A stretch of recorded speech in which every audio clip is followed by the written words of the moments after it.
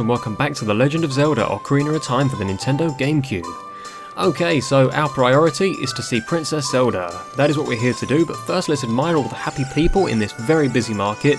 There's some stuff that we can do here later on. We will actually have to speak to this girl very soon, actually. Very soon, in fact. Probably within the next 60 seconds, I'd wager. But first, this is Hyrule Castle, and that's where we're headed. And of course, look who was up there. Oh yeah.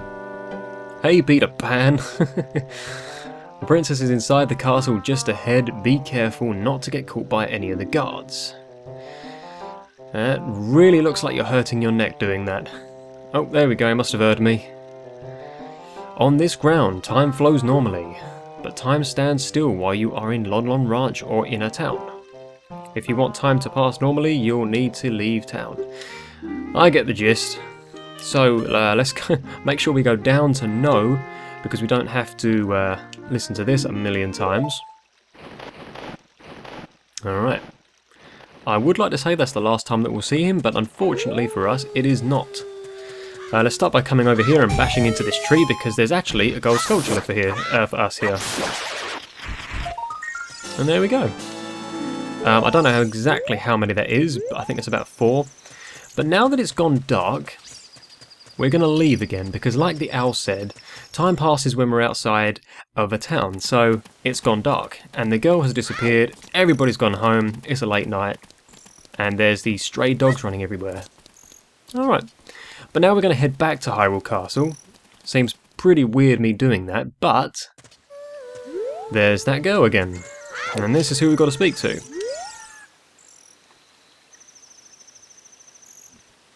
I'm definitely not from around here. It's a very blunt response. Okay, yep, I'm the fairy boy of the forest. You may call me Peter Pan.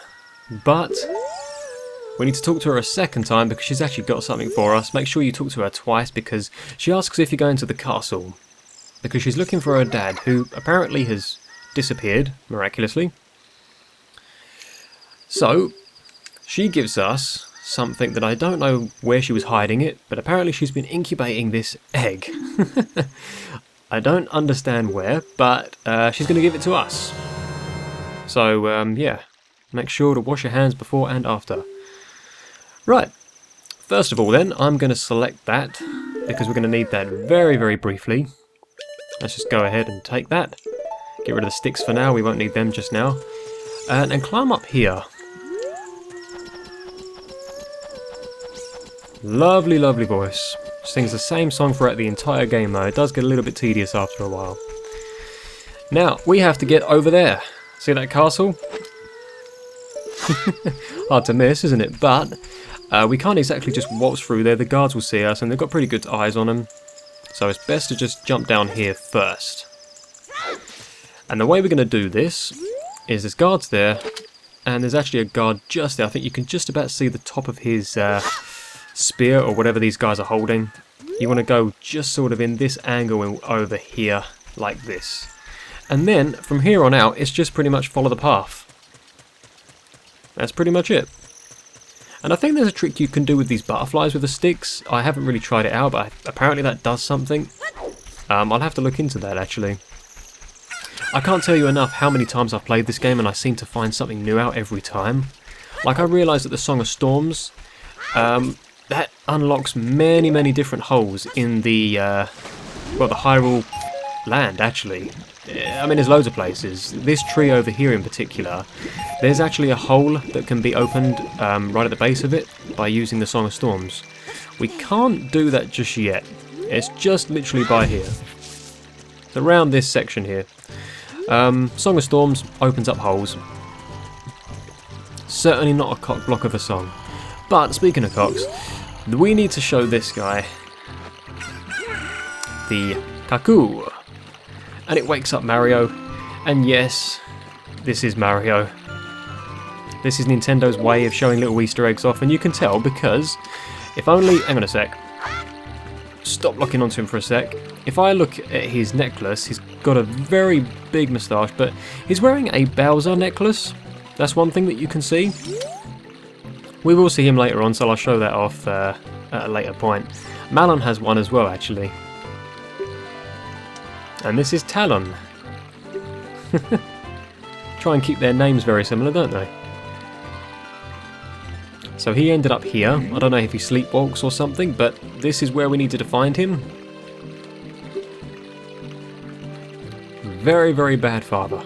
You get back to what you're supposed to be doing. You've got a freaking ranch to run.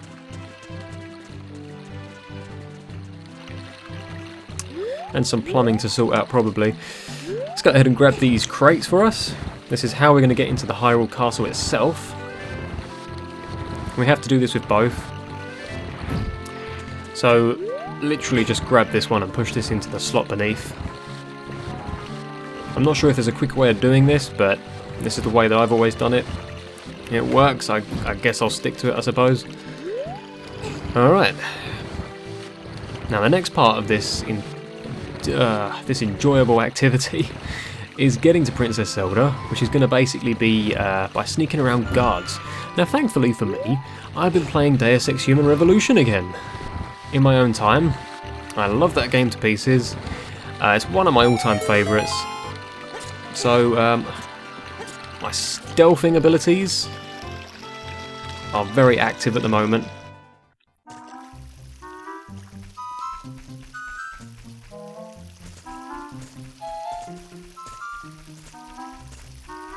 Do do do do do do do do do do do do do. We're just going to run around these guys now. Do this any other way you like. It really does not matter.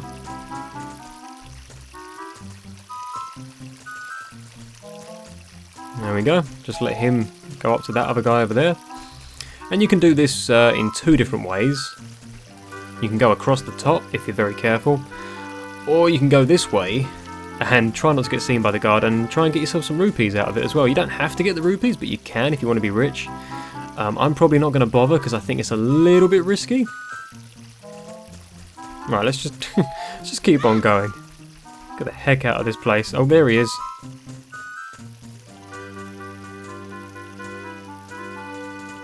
Thank God we're very short at the moment.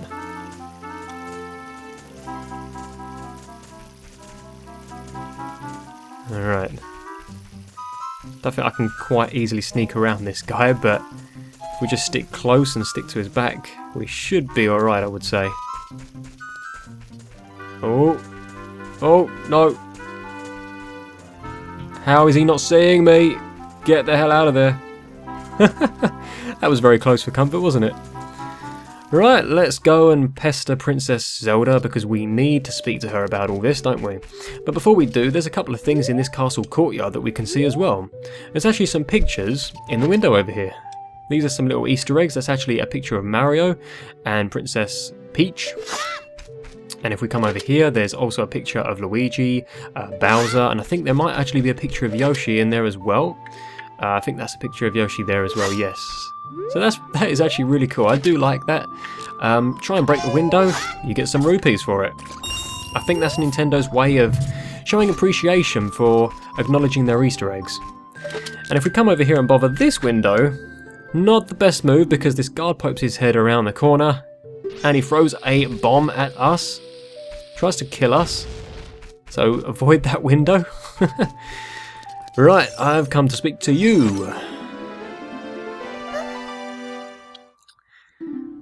Exclamation mark, and who, in the name of all that is holiness, are you, and how did you get past the guards?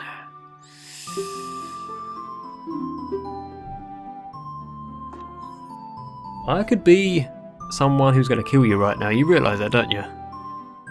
Maybe the fairy is a bit of a distraction, I don't know, but probably shouldn't be your priority of attention.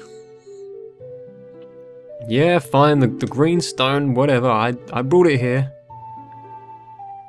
I dropped it on the way and I accidentally booted it as I dropped it, so it's got a couple of scuffs, but, you know, what do you expect from second-hand condition?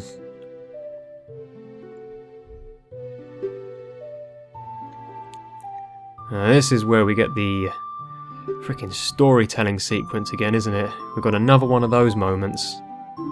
Much enjoyed. When you play this game a dozen times, reading through all these sentences and you know, listening to the stories and the cutscenes and everything like that, it can be a little bit tedious, but thankfully the story isn't too dull. It's actually quite fun, and it's got an overall good plot. So I don't actually mind listening to it, but I do kind of want to get back to the game. I've come to take you away to Neverland, Zelda. Oh dear. Sorry, Link, for this embarrassment. She is completely overwhelmed, isn't she? I read about you. I've watched all your movies. Alright, here we go. One of them moments again. One of them storytelling moments. Once upon a time, the three goddesses hid the Triforce containing the power of the gods somewhere in Hyrule. The power to grant the wish of the one who holds the Triforce in his hands. If someone with a righteous heart makes a wish, it will lead Hyrule to a golden age of prosperity. One would hope. If someone with an evil mind has his wish granted, the world will be consumed by evil. That is what has been told. So the ancient sages built the Temple of Time to protect the Triforce from evil ones. Probably shouldn't have built it in the first place, man. Created an entire sequence of games out of this, you realise that, don't you? But thank you for that, I suppose. I have you to thank for that, I guess. Alright. We have to get to the Door of Time, which is inside the Temple of Time, and we need 3 stones in order to open that, and I think we need the Ocarina of Time, obviously, as well. This game would not be called what it is without that. The Ocarina of Time. See? Predictions. Or dozens worth of playthrough knowledge. Oh god, don't do the owl on me. Yes, I understood. Oh dear. So she's spying through the windows, looking at the Mario pictures and the bomb supplier, but she's also looking through here at someone who's walking through that we may have seen in a certain vision, perhaps? Oh yeah, there he is. Doesn't look very, very well. That colour scheme cannot be a sign of good health. Right. Are you sure he's not becoming king now? I mean, we've been talking for a very, very long time. This guy might be crowned king now. That'd be pretty dark, actually, thinking about it. Princess Zelda is still young.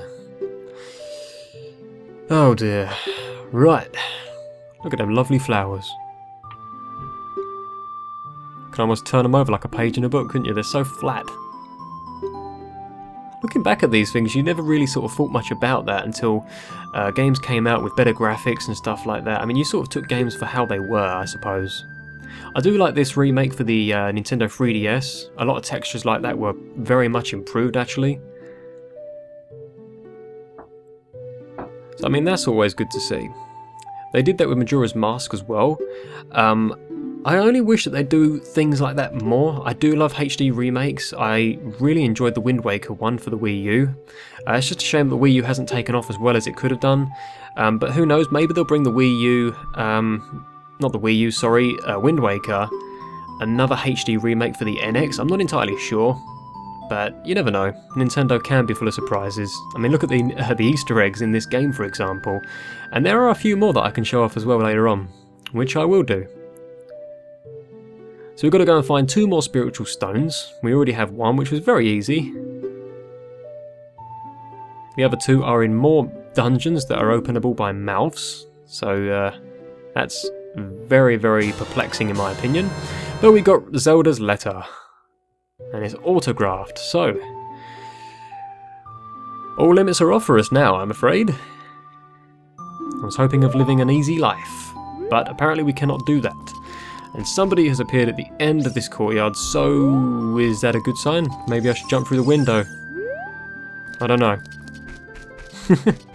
Alright, come on then, let's talk to Impa, I suppose.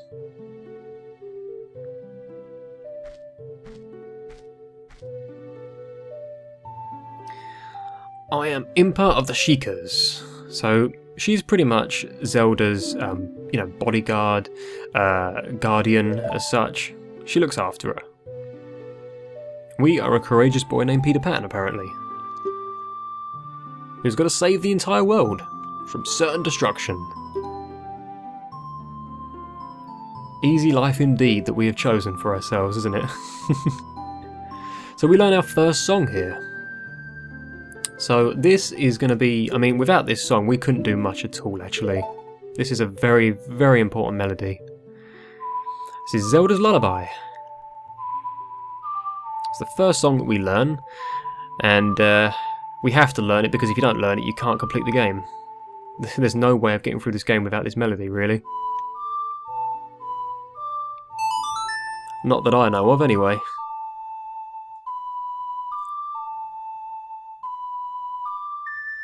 Probably one of Zelda's most iconic tunes, actually, I would say. But there we go, we got the first song for the Ocarina. Link's just hoping that one day that Ocarina will turn into a blue one. Still haven't bought some paint at the market yet, but we learned Zelda's Lullaby. If the castle soldiers find you, there will be trouble, so we get out of here very easily. Probably could have just used the autographed letter, but this saves us a little bit of time, I suppose. There's death mounting in the distance. I shall do my best, Impa. I shall do my best.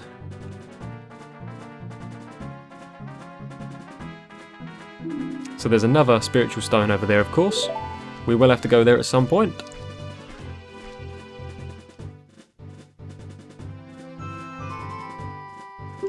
Okay. Alright, well, we know where we stand now, don't we? 2 more spiritual stones and the Ocarina of Time to open up the Temple of Time to grow in many, many feet. And then at least then we'll sort of be up to Ganondorf's expectations of height restrictions for a battle, I suppose.